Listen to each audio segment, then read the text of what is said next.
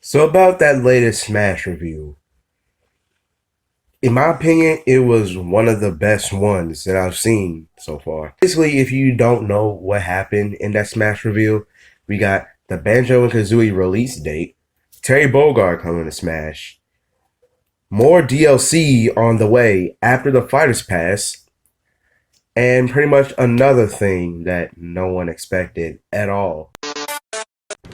So let's start off with Terry Bogard. If you don't know who he is, he's pretty much the mascot of SNK fighting games. He first started off on Fatal Fury on the Neo Geo arcade cameo, I believe it was, and also he was on arcades. And he made some notable cameos in King of Fighters, Capcom vs SNK, and Ken is pretty much his rival on the Capcom vs SNK games because they're both Americans and they're both blonde and they're both pretty, hot blooded, and it's kind of understandable. And it's pretty dope that both of them are gonna be competing against each other again in Smash. I actually look forward to playing Terry since I pretty much kind of liked him when I played Capcom vs SNK 2. On to the reveal trailer that they did for Terry. It was pretty clever. You can see, the history of the Nintendo consoles going all the way down to 1980s, I believe it was, when the Game & Watch. It just goes all the way back down to the SNES. Then right next to it was the Neo Geo arcade cabinet. And then you can just see the Neo Geo intro. You just see the Smash envelope just twirling around, and Kyo from King of Fighters tries to grab it, but it slips out of his hand. Then you have Ryo Sasaki, however you pronounce his last name. He tries to grab the Smash envelope, and he misses it. It flies away from his hands. Then you got the two other main characters from Fatal Fury, which is Andy and Joe. They try to grab it, and they miss. Then you have Geese Howard, the main antagonist for the Fatal Fury series. The dumb dude just tries to jump for it and just falls to his death. And that's pretty much how he ended up in Tekken 7 instead of Smash. I think you transition next into the Samurai Showdown world, where Nakaru tries to grab it with her bird, but her bird misses it. Then it flies all the way off to the distance, and you just see a slideshow of the envelope slowly falling into the ground. Then all of a sudden you see a blue glove grab it, then rising into the sky. Then you see the star on Terry's jacket, the back of his jacket. Then it just reveals him, his 3D render with then he just says his signature line. Hey, come on! Remind me not to do that ever again. Remind me not to do that. I regret doing that right now. I'm looking forward to playing as Terry. I liked him, and to be honest, he may or may not replace Ken as one of my mains in Smash. And there's just one thing that I need y'all to stop doing. Stop calling Terry Hat Ken. They play really differently. They are not similar at all. Sure, the hair color is the only thing that's similar to them, and the fact that they're American, and the fact that they're both hot-blooded. But their playstyles are really different. If you just take a look at the games that both of them are from, you would see the vast differences between both of them. It's really, really different from each other. How would you call Terry Hat Ken when both of them don't even play alike at all? It's so stupid, to be honest. It's like calling Bandana D Hat Goomba. Bandana D is more unique than a Goomba. Terry Bogard, he is the mascot of the SNK fighting games. I believe his games were to rival or compete with the Street Fighter series, which is in fact why Capcom vs SNK was made, I believe, to combine two of the best fighting franchises together. Ryu with Kyo, Terry with Ken, Chun-Li with Mai Shiranui. all that stuff. Combine them both into one game, and you got one of the best fighting games out there, one of the best crossovers out there.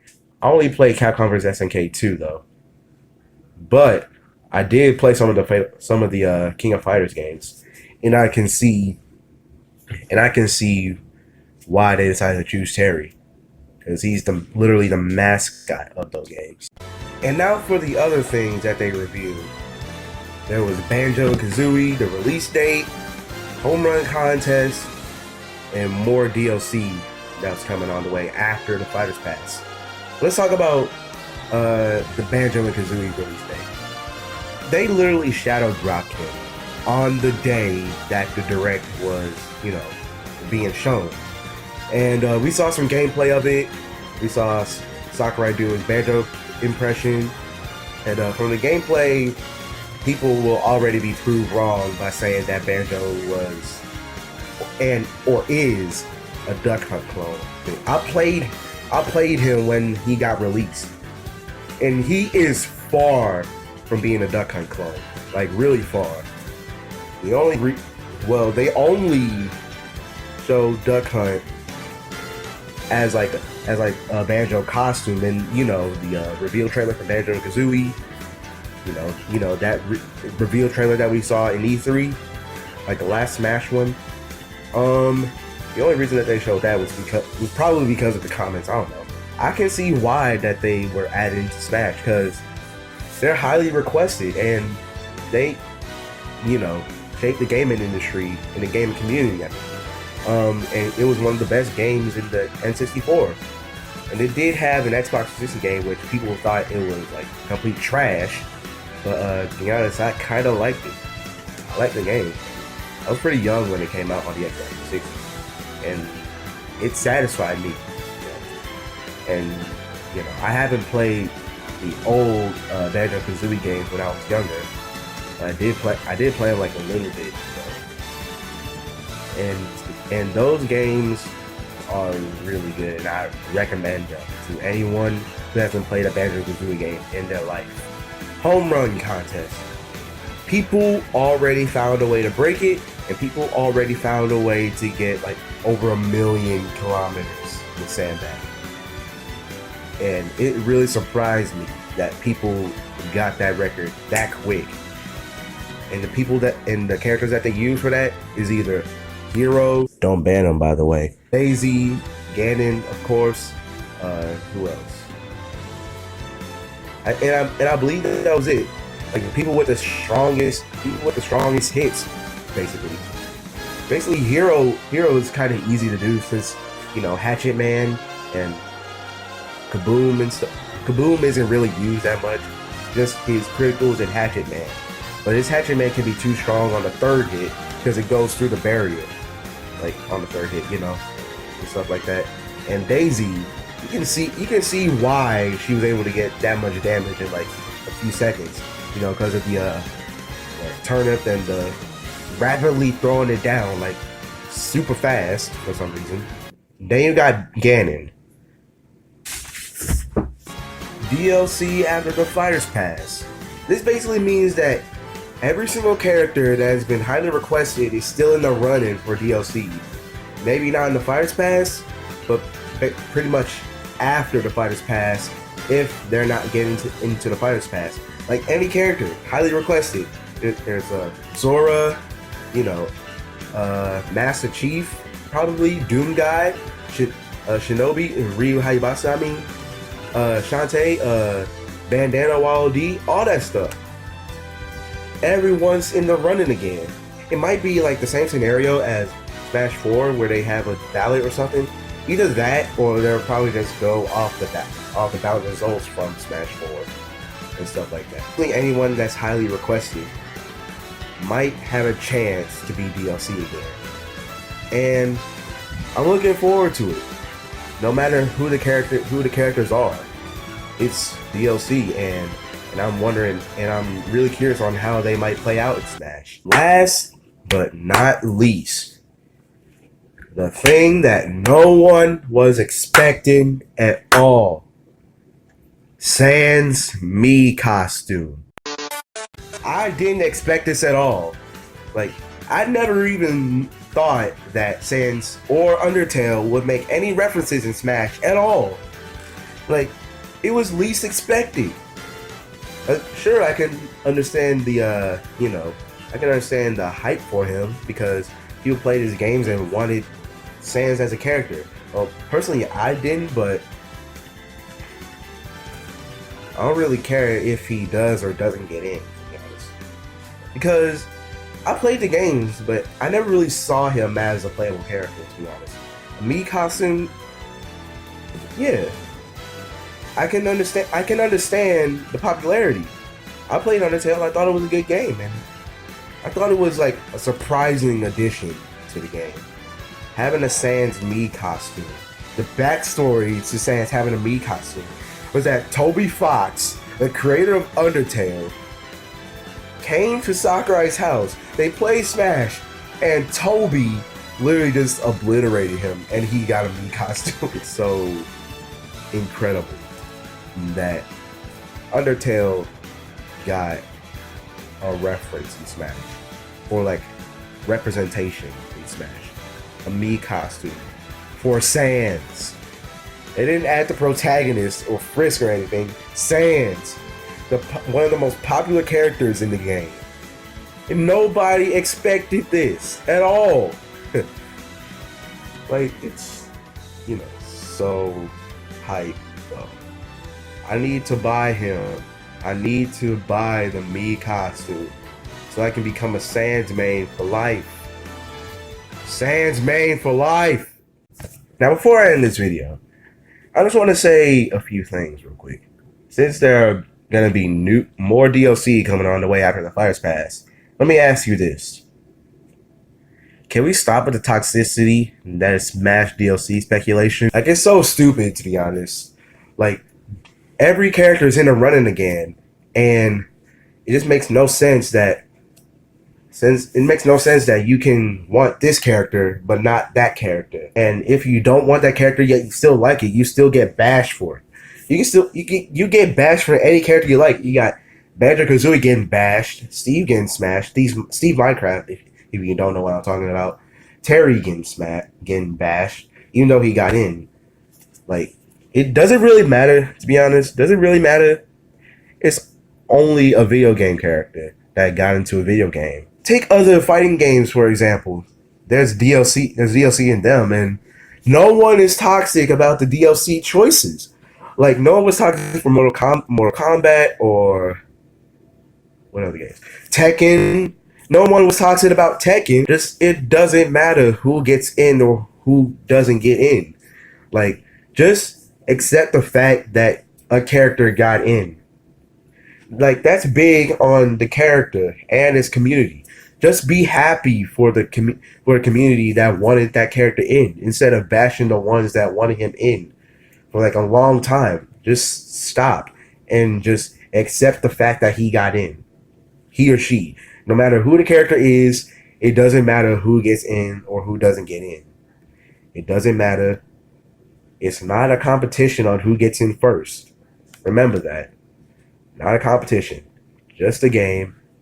Just a character that got into one of the best crossover games ever. It doesn't really matter. Just play the game and enjoy the game as it is. And no one gets hurt. No one gets hurt. There's people that don't get this yet. Still don't get this. If you don't want a character, that's fine. If you want a character, that's fine. Just don't bash any character or bash anyone that wants that character. It doesn't matter.